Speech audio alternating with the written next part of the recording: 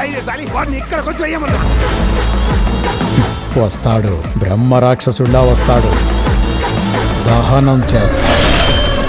ఎవర్రా వేసేసింది?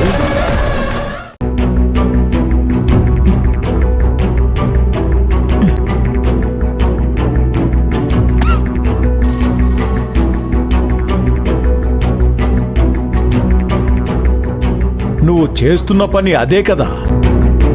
నువ్వు చేస్తుందేంటి ఇక్కడ? ధనపూజ? పాపం శివగామి నీ మీద ఎంత నమ్మకం పెట్టుకుందో, మా మీద కన్నా ఎక్కువ పనోళ్ళని కూడా చూడకుండా నమ్మింది. నమ్మకం పోగొట్టుకున్నావుగా ఇప్పుడు.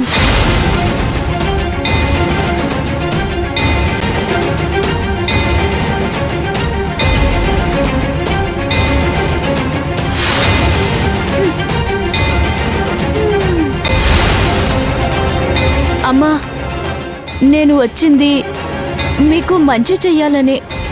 ఏంటో ఆ మంచి పని? చెప్పమ్మా. శివగామి చెప్పే ఉంటుందిలే అమ్మా. ఆ లాకర్లో నగలు పట్టడం లేదు, తీసుకువెళ్ళి మీ ఇంట్లో పెట్టుకో అని.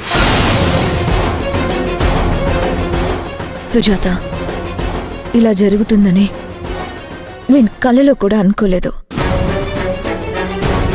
అసలు ఇది నా ఊహకే అందడం లేదు.